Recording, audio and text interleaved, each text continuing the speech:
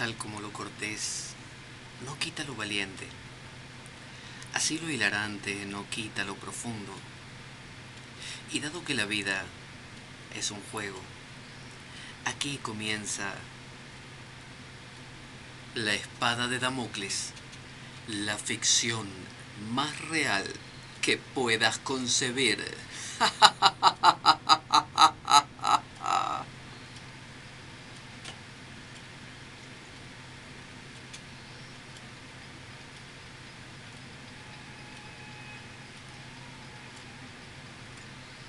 La espada de Damocles es un programa que por mera falta de objetividad cree ser diferente.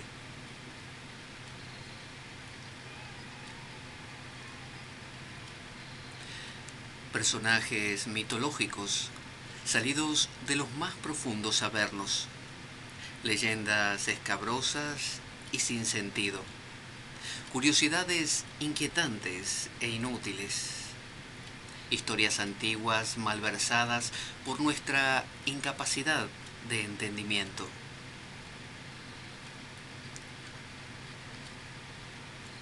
Y cuentos carentes de profundo significado.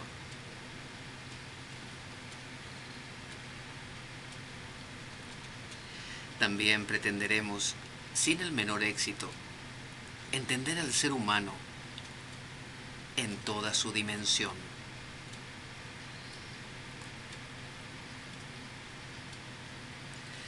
En suma, si quieres desperdiciar tu vida, aquí comienza la espada de Damocles, la ficción más real que puedas concebir.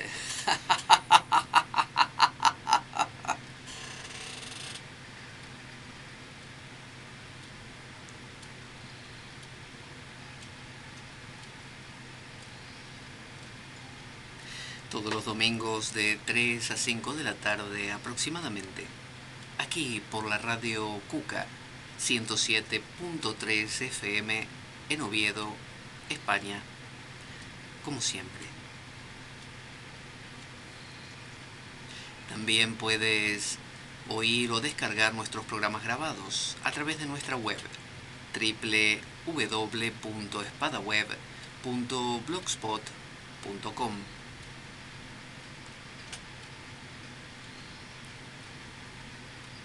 ¿Sabes qué? No te lo puedes perder.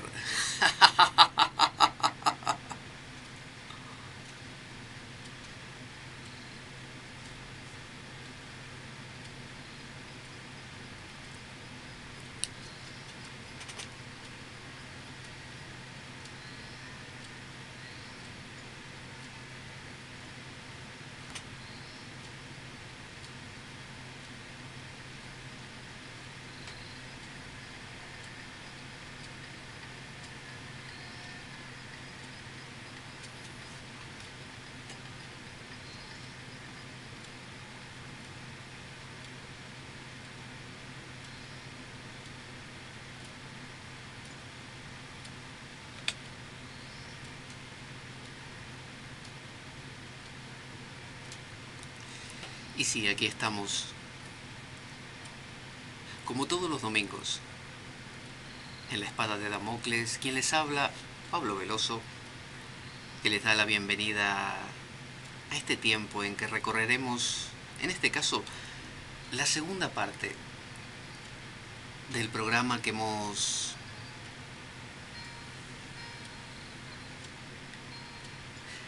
conocido la última vez. La temática del Buda. Recuerden que en la emisión anterior hemos visto la primer parte de la historia del Buda, desde su nacimiento tan mítico hasta sus intentos denodados por comprender, por entender de qué iba la vida, por intentar descubrir y desentrañar los misterios del sufrimiento.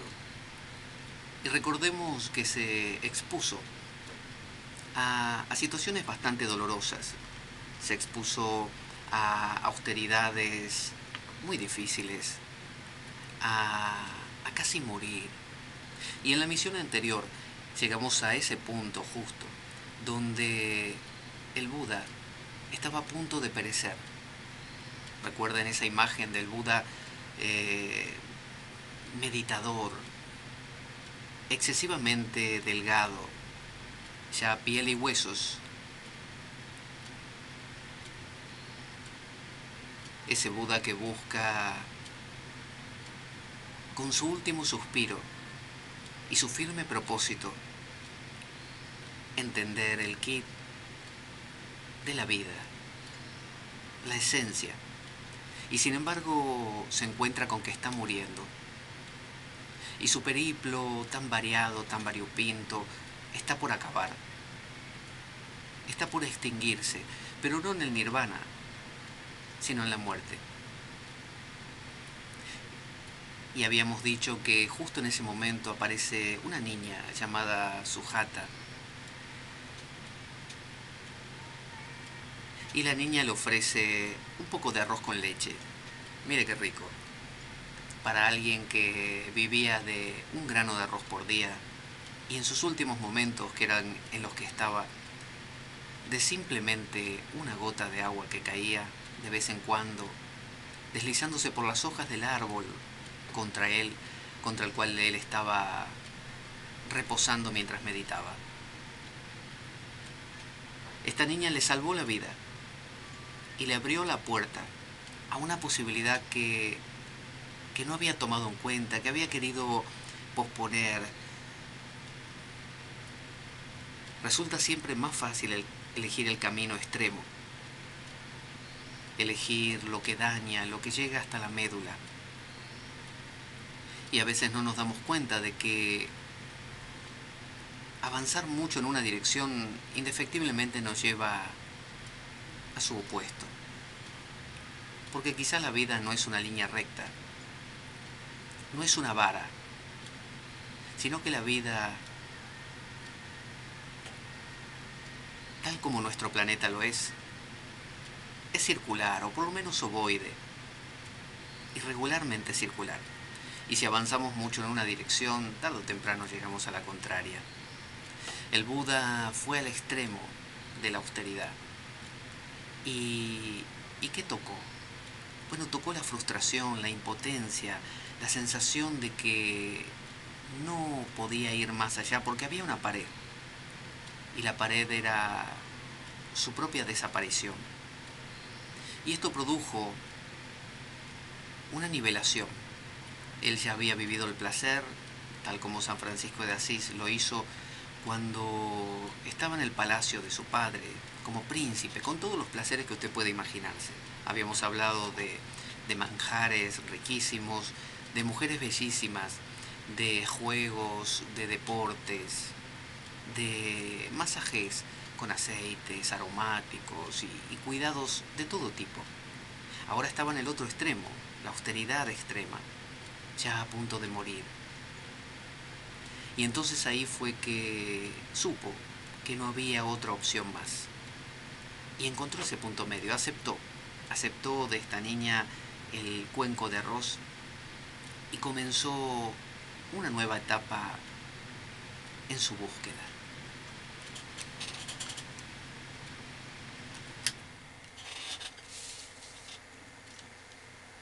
Y desde ahí, desde ese punto es que vamos a arrancar hoy.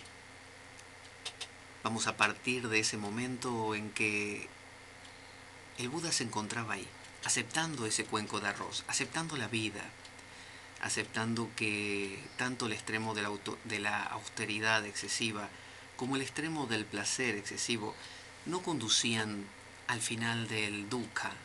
El dukkha es el dolor, pero no se refiere al dolor físico, no es cuando usted, no sé, se clava un clavo en la piel y dice, por ejemplo, ay, me he clavado un clavo en la piel, ¿cómo me duele?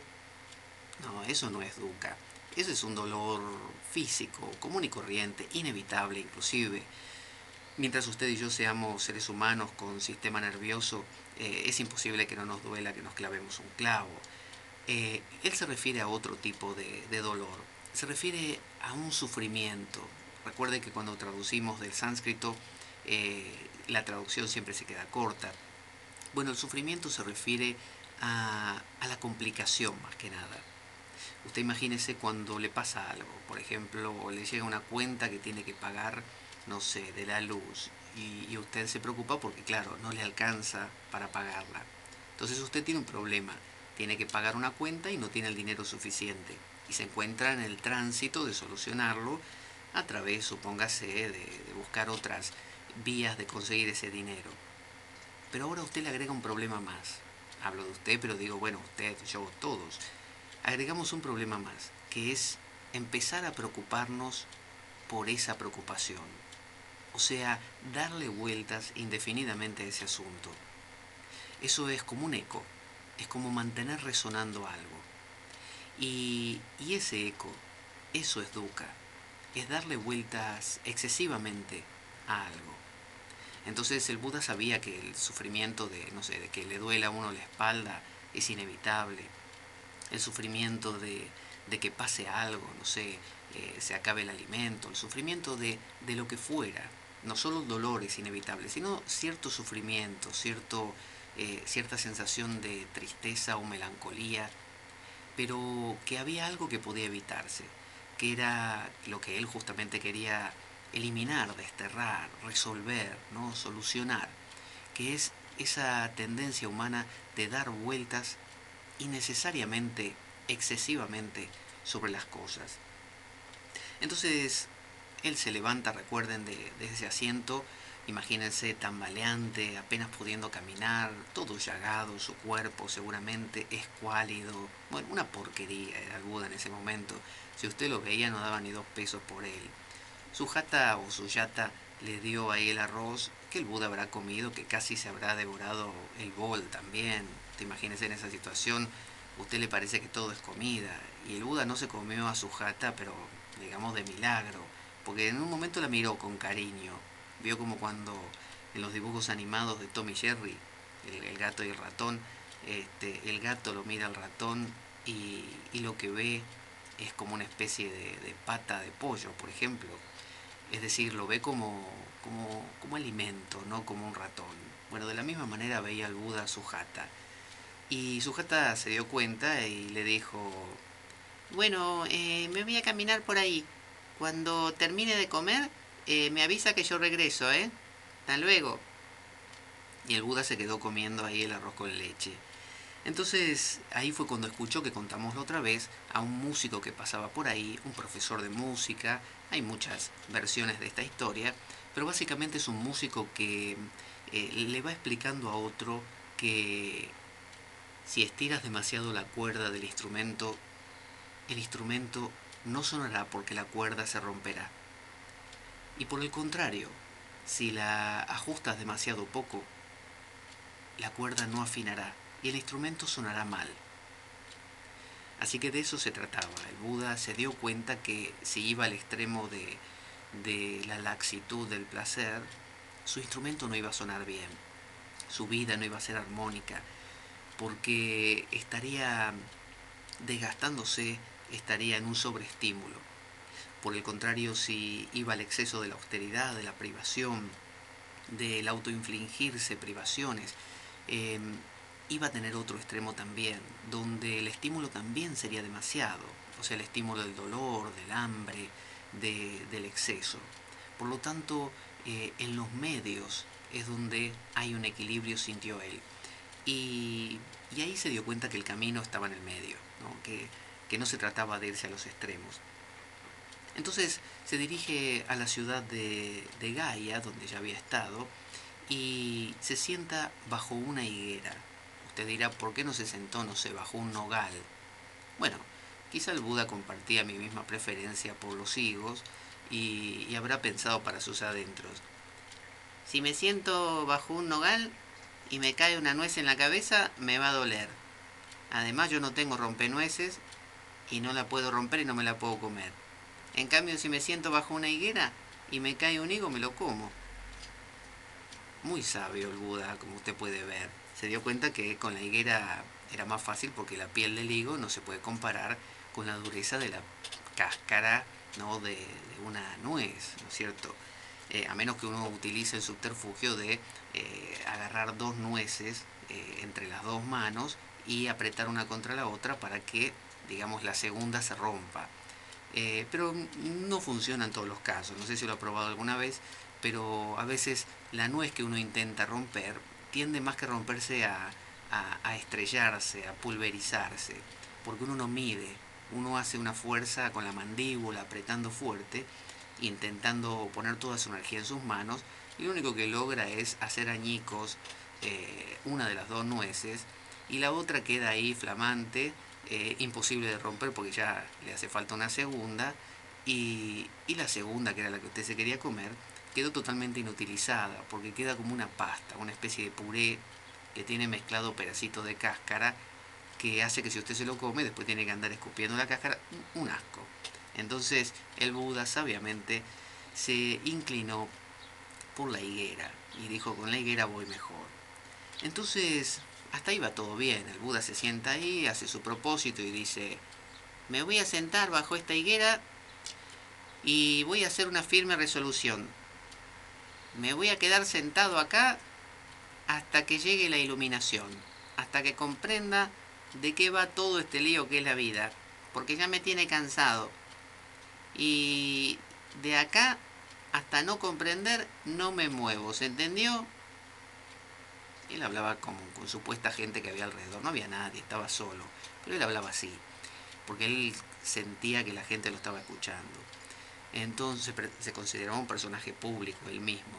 Entonces hizo esa resolución. Quizás esa resolución tenía que ver todavía con el arrastre, recuerdan, de sus austeridades excesivas, de su, de su actitud heredada del jainismo, de Mahavira, esta actitud extrema de austeridad y de privación. Bueno, por eso hizo esto en forma de voto, no de botox, que es lo que se pone en las mujeres para que le quede una expresión fija en la cara durante las 24 horas, sino un voto, voto sin la X final, que significa que uno hace una firme resolución de no aflojar, ¿no? Por ejemplo, cuando usted hace un voto que dice: hago firmemente el voto de no comer helados, de no tomar helados durante todo este mes.